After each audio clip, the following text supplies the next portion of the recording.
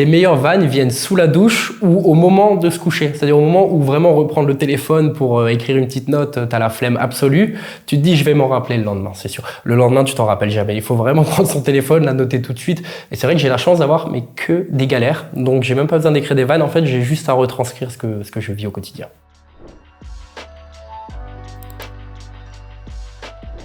Ouch, 31 ans, humoriste, strasbourgeois, stand-upper, passion stand-up, vie stand-up, je mange stand-up.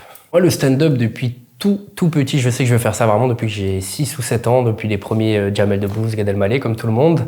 Et je suis passé à côté de ma vie, littéralement, pendant quasiment 28 ans, puisque je me suis lancé 29 ans, en 2019, dans le stand-up strasbourgeois, grâce à une scène ouverte. La toute première fois que je suis monté sur scène, comme toutes les premières fois, c'était très rapide. Moi, j'ai beaucoup aimé les autres, je suis pas sûr, mais c'était très stressant. Pour une toute première, il y avait 80 personnes dans le public. C'était un bar, donc proximité avec les gens, et j'ai adoré ça, plus que toute autre chose au monde. Moi, je suis un grand timide dans la vie, mais j'ose pas rentrer dans les magasins. Si moi, la boulangère me donne la baguette la plus cramée, ben je la prends. C'est pas grave et je la paye même plus cher s'il faut. Si elle oublie de me rendre la monnaie, je lui dis rien. Je suis très timide. Du coup, pour vaincre la timidité, comme beaucoup d'artistes, essentiellement, je me drogue. Toujours avant, c'est mieux. Et pour vaincre la timidité, il n'y a pas mieux, le smecta. Le smecta, ça, c'est important. Gaviscon, smecta, Doliprane. Je monte sur scène un peu comme Amy Winehouse, mais au moins, je suis plus timide. Le stand-up, c'est très compliqué parce que c'est un travail, mais quotidien. C'est comme la salle de sport. Si on arrête 2 jours, c'est impossible d'y retourner. Et les vannes sont jamais gravées dans le marbre, ça bouge tout le temps. Un spectacle n'est jamais le même qu'un autre. Selon les gens dans le public, selon les tournures de phrases, c'est du travail au quotidien. Et écrire, je pense que c'est une des meilleures parties du stand-up. Moi, mes sujets de prédilection, c'est les sujets, mais borderline. Vraiment, des fois, j'ai des rires incroyables et des fois, j'ai des... Et j'adore cette sensation. Quand j'ai ce retour, c'est exceptionnel. Je parle énormément de féminisme parce que je trouve que je suis bien placé. Je parle des droits LGBT. J'ai surtout beaucoup de ma vie, en fait. Les meilleures vannes viennent sous la douche ou au moment de se coucher. C'est-à-dire au moment où vraiment reprendre le téléphone pour écrire une petite note, t'as la flemme absolue. Tu te dis, je vais m'en rappeler le lendemain, c'est sûr. Le lendemain, tu t'en rappelles jamais. Il faut vraiment prendre son téléphone, la noter tout de suite. Et c'est vrai que j'ai la chance d'avoir, mais que des galères. Donc, j'ai même pas besoin d'écrire des vannes. En fait, j'ai juste à retranscrire ce que je vis au quotidien. La scène la plus pétée que j'ai faite, il y en a eu quelques-unes au début. Il y en a une qui était en Moselle. Alors déjà, ça commençait pas top.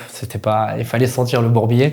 C'était un festival. Il y avait des gens très âgés dans le public et des gens très jeunes. Je me suis dit, les parents sont pas là. Ils ont fait garder, ils ont trouvé une vraie soirée. Et je suis passé, je crois qu'il était 1h30 du matin. Il y a des gens qui dormaient devant moi, d'autres faisaient des AVC. Et j'entendais les grillons. C'était en extérieur, j'entendais les grillons. Et alors, quand t'entends les grillons à tes retours de vannes, c'est pas la meilleure soirée stand-up de l'année. En 2-3 ans, ça allait très vite pour moi. J'ai fait pas mal de premières parties, dont Marina Rollman, que je pense la queen, on va dire, dans le game. Il y a eu Marina Rollman, il y a eu Boudère, il y a eu Paul Mirabel, il y a eu Douli, Dedo, il y en a eu tant d'autres. Et les premières parties, c'est hyper chouette parce que tu arrives dans un endroit où personne ne veut te voir. C'est très bien. En termes de mise en confiance, il n'y a pas mieux que ça. Ça ou le permis. Mais le permis, quand tu le loupes, tu sais la première épreuve et que tu dois le finir quand même jusqu'au bout, c'est un peu ça une première partie. Alors mon premier one-man show, c'est Balek, #Balek. Voilà, tout est dans le nom. Le spectacle s'identifie bien au titre. C'est un travail de 3 ans quand même. Ça fait 3 ans que j'ai commencé. C'est un spectacle qui touche tout le monde, surtout les associations et le CSA, je pense. C'est mon petit bébé et il y a de tout dedans, vraiment. Alors faut pas aimer les filtres et faut pas trop aimer la tendresse et la poésie. Mais sinon, il est adorable. Moi, vous me retrouvez tous les premiers jeudis du mois au Stras Comedy Club, au local. Vous pouvez me trouver surtout et essentiellement, et là, il faut venir, il faut emmener tati, mamie, tonton. C'est le 26 novembre à la scène de Strasbourg, Plaine des Bouchers, pour la toute première de Balek, ici à Strasbourg, à la maison.